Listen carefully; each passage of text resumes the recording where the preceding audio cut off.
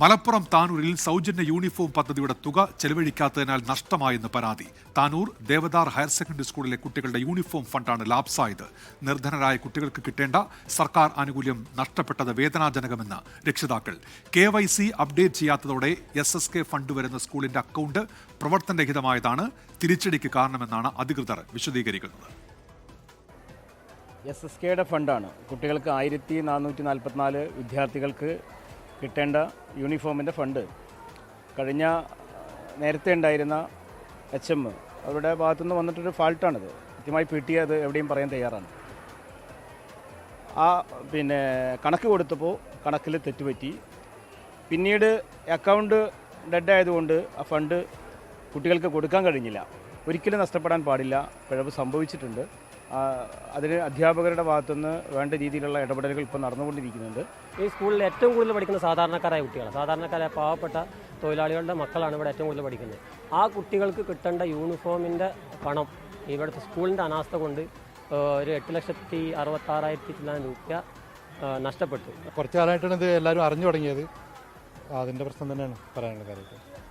നമുക്ക് പെട്ടെന്ന് കുട്ടികൾക്ക് യൂണിഫോം എത്രയും പെട്ടെന്ന് കിട്ടണമെന്നാണ് ഞങ്ങളുടെ അഭിപ്രായം. ഈ തീരദേശ മേഖലയിലെ ഒരുപാട് കുട്ടികളുടെ യൂണിഫോമിൻ്റെ പണമാണ്. എന്തായാലും അത് പരിഹരിക്കാൻ വേണ്ടി ഞങ്ങൾ ശ്രമം നടത്തുന്നുണ്ട്. ബഹുമാനപ്പെട്ട മന്ത്രിയായിട്ട് നമ്മൾ കണ്ടു. അതോടൊപ്പം തന്നെ ബഹുമാനപ്പെട്ട നമ്മുടെ താനൂർ MLA നവാസ് അവർകളായിട്ട് നമ്മൾ സംസാരിച്ചു. അവരൊക്കെ മറുപടികളൊക്കെ വളരെ ആശാവഹമാണ്.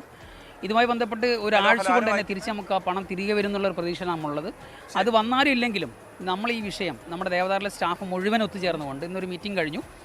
എല്ലാവരും ഇതിന് എല്ലാവരും ഐക്യപ്പെട്ടുകൊണ്ട് തന്നെ നമ്മൾ ഈ വിഷയം പരിഹരിക്കാൻ വേണ്ടി ഒരു സെറ്റെങ്കിലും പെട്ടെന്ന് വാങ്ങിക്കൊടുക്കാനുള്ള ശ്രമം ഞങ്ങൾ തുടങ്ങി കഴിഞ്ഞു. അതിൻ്റെ നടപടികളായിട്ട് മുന്നോട്ട് പോവുക.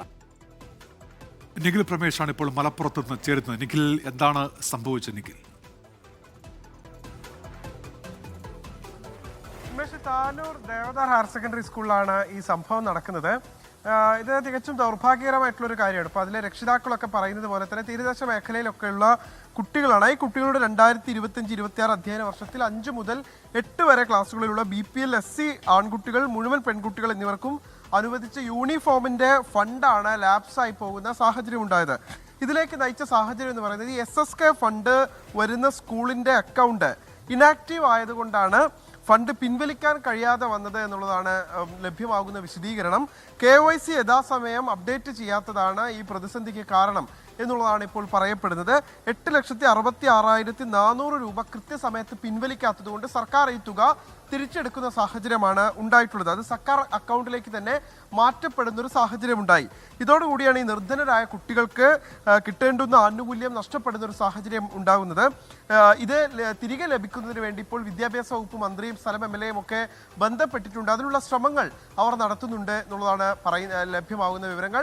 സ്കൂൾ പ്രിൻസിപ്പൽ അടക്കം ഇക്കാര്യത്തിൽ പറയുന്നത് ആ തുക തിരികെ ലഭിക്കുന്നതിന് വേണ്ടിയിട്ടുള്ള ശ്രമങ്ങൾ നടത്തും എന്നുള്ളത് തന്നെയാണ്. എന്നിരിക്കെ പോലും ഈ സ്കൂൾ തുറന്നിരിക്കുന്ന ഒരു സാഹചര്യത്തിൽ ഇത്തരത്തിലുള്ള ഒരു വീഴ്ച സംഭവിച്ചത് അത് ഗുരുതരമായിട്ടുള്ള വീഴ്ച തന്നെയാണ്. എങ്ങനെയാണ് ഈ അക്കൗണ്ട് KYC അപ്ഡേഷൻ നടക്കാത്തതിനാൽ ഇനാക്റ്റീവ് ആയി പോയത് എന്നുള്ള കാര്യം പരിശോധിക്കേണ്ടതായിരുന്നു. കൃത്യസമയത്ത് ആ തുക പിൻവലിക്കേണ്ടതായിരുന്നു. അതുകൊണ്ടാണ് സർക്കാർ അക്കൗണ്ടിലേക്ക് തന്നെ അത് മാറ്റപ്പെടുന്ന സാഹചര്യം ഉണ്ടാകുന്നത്. എന്തായാലും കുട്ടികൾക്ക് നഷ്ടം വരാത്ത രീതിയിൽ, നിർധനരായ കുട്ടികൾ ഒരുപാട് പേർ പഠിക്കുന്ന ഒരു വിദ്യാലയമാണ്.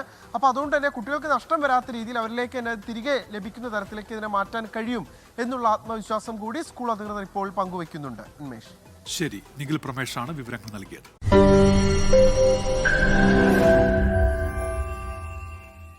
ലോകത്തെവിടെയായാലും ഏത് സമയത്തും 24 വാർത്തകളും ഓഗ്മെന്റഡ് റിയാലിറ്റി പാക്കേജുകളും എക്സ്പ്ലെയിനറുകളും വിശദമായി കാണാൻ ഞങ്ങളുടെ YouTube ചാനൽ നിങ്ങൾക്ക് സബ്സ്ക്രൈബ് ചെയ്യാം.